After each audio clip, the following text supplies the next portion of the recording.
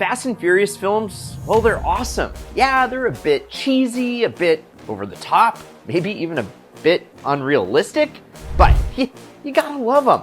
Or is it like this? What started out as a simple street racing based crime flick has evolved into one of the biggest film franchises the world has ever seen. And we thought that with yet another installment on the way, why not take a look back at the 10 that are already out? Get your tuna sandwich, no crust, because we've ranked every Fast and Furious movie to date. So buckle up, it's showtime.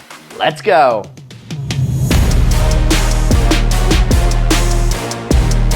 And guys, getting Fast and Furious can be stressful, but did you know stress can cause erectile dysfunction? That's where today's sponsor, Roman, is here to help. If you're experiencing issues in the bedroom, it's gonna make it very challenging to be confident. A lot of times it makes you not even wanna steer you and someone else into the bedroom. But don't stress about it because Roman's got you covered if you're struggling with ED. Roman's gonna set you up with a free online visit with a healthcare professional, and if medication's appropriate, they're gonna prescribe it. They're gonna send it to you with free 2-day shipping in a discreet, unmarked package. No awkward visits to the doctor required. And if you're struggling to last longer, well, they also offer Roman swipes, which are super convenient and they just fit in your wallet. They're clinically proven to work and they don't even require a prescription. And because Roman is sponsoring today's video, you know that they're gonna hook you up. When using my link below, treatments start as low as $3.20. So go to ro.co/idealmedia today for 20% off your first order.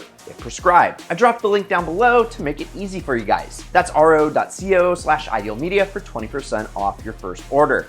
Now, back to getting Fast and Furious. Fast and Furious 2009. Now, the fourth Fast and Furious movie was an important step for the franchise, bringing Dom back in for more than just a cameo and transitioning the franchise from the cheesy street racing movies it started as to a full-blown action series required a lot of heavy lifting and setting up for the titles to come. While this movie succeeds at doing so, it's just not a very fun movie. Letty's death and Dom's attempt to avenge it really casts a melancholy vibe over the whole story, even compared with the rest of the series. The action itself isn't too bad. The opening sequence is probably the best in that regard, but most of the rest of the movie just left us wanting more. Too Fast, Too Furious. Even if it's not that high on this list, Too Fast, Too Furious has a very special place in all our hearts for just how over the top it tried to be. Seriously, this movie had everything. Suki's amazing S2000, endless gear shifts, way too many gauges, a bridge jump, weird police car harpoon things, and that's just in the opening scene. Massive points have to be lost for having an R34 in the movie and still somehow giving that awful Eclipse Spider more screen time. But still, so much of what is great about the Fast and Furious franchise is found in the film's 108 minutes, including the time capsule of early 2000s tuners that was the warehouse scramble. And who could forget Roman's iconic line? Ejectocito, cut! F8, Fate of the Furious. The 8th installment of the Fast and Furious marked the first time since the departure of Brian O'Connor after Paul Walker's tragic death in 2013.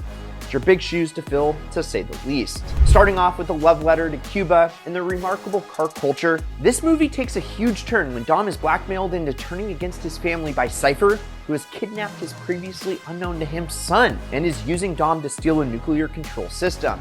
Yeah, it's a pretty heavy one. Still though, the good guys prevail in the end and they all gather around a family dinner table to celebrate. And it's here we learn what Dom's gonna name his son, and of course, gotta be Brian. Hobbs and Shaw.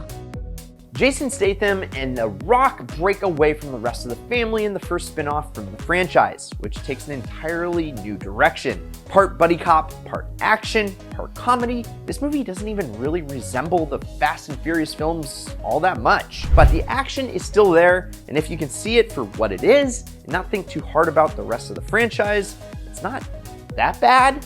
Still though, it only slots into spot 7 on our list because even though the audiences sort of liked it for what it is, it just doesn't have the same heart that you can come to expect from the franchise. Fast and Furious 6. Letty's back again. Letty's back, and she's driving a Jensen Interceptor of all things. Super cringe. Fast and Furious 6 is where the movies really become the over-the-edge action flicks that they're known for today. While there's still a heavy car focus here, this movie is really known for its highlights: the ramp car, the tank scene, and of course, the endless runway for the plane at the end. That said though, there's not too much else to the film. It's great to have the family reunited at the end, but the whole time it's just painful to watch Letty and Dom not really know each other. It all kind of makes sense though, as Justin Lin has described 6 as the second half to the superior Fast 5. More on that though in just a minute. Fast 9. Alright, if you are still expecting a street racing movie by the 9th installment, you must not have been paying much attention. F9, the Fast Saga, accepts what the series is at this point. Unadulated, ridiculous, insanely overdone action. Han is still alive because of course he is. Dom has a brother played by John Cena because of course he does. Tej and Rome go to space in a Furo built by the crew from Tokyo Drift. Again, of course they do. Yeah. If you're dead set on the first movie and wanted something like that, this movie was awful for you. But, and there's a but for every seat, if you've come to expect an over-the-top, CGI-reliant, physics-defying, pure action movie with some wholesome themes, well, you're in for a treat. The Fast and the Furious.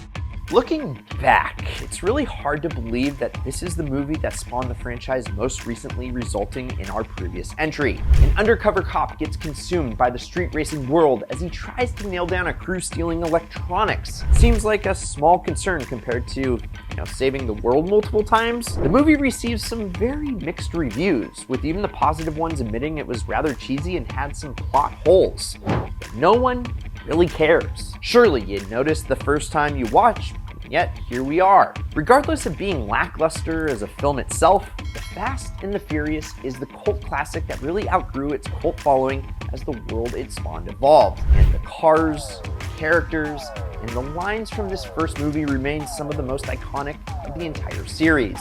And you knew, and I knew, and everybody in this room knew that we would eventually reach this one, right? Furious 7. Fast 7 is a good installment in its own right. Plenty of action, cool cars, action heroes, etc. You know the formula. But while it's a good Fast and Furious film and in every right, what pushes it over the edge? What it's undoubtedly most known for is its incredible tribute to Paul Walker exiting the franchise after his tragic and untimely death during the production of the movie. Fast and Furious knows it's not high-concept cinema. Damn, did the final drive between O'Connor and Toretto prove how important their chemistry was to the series. And there's not a dry eye to be found during that send-off. Tokyo Drift. Okay, I know you guys all like controversy, so here is the controversial one. Tokyo Drift is either loved or hated, depending on who you ask. There doesn't seem to be much in between. A complete departure from the initial storyline of the franchise, it's retroactively written back into the Fast and Furious original canon to give fans more of the characters they loved from it. And hey, for a series that started off as street racing movies, this film leaned the most into that and gave us car guys what resembles the closest thing to actual car culture. Of course, I said closest, there's still quite a bit off about it. Rear-wheel drive Evo? Anyone? Yeah. Throw in the Teriyaki Boys, an RB26 Mustang, and a cameo by the real-life Drift King. Yeah, this one just checks all the boxes as far as I'm concerned. Fast 5. So, of course, that just leaves one. What better film to end on than the incredible Fast 5? After the soft reboot of the Fast and Furious 2009, you knew something big was coming, and that the whole movie was basically setting this one up. After breaking Dom out of a prison transport bus, the family gets themselves caught up in a huge drug operation, when all they wanted was to steal a couple of cars. What they end up with, though, is the heist of the century, pulling a massive safe through the city streets of Rio with a pair of Dodge Chargers, which is incredible product placement. This movie is really the turning point of the series, where it mixes the right amount of street racer and the right amount of action hero, and defines the best of both worlds in a way we just haven't seen since. So, out of all those, what is your favorite Fast and Furious movie? Do you prefer the narrow street racing of the originals, or have you grown to love the over-the-top action of the recent movies? Do you think that they can top going into space in the next movie? Or is that even Is that even possible? Let us know in the comments below. Also, please like, subscribe, turn on that notification bell, and go check out this video up here or this ideal vid down here. I'm Brad, this is Ideal, and promise me one thing, keep living the ideal lifestyle.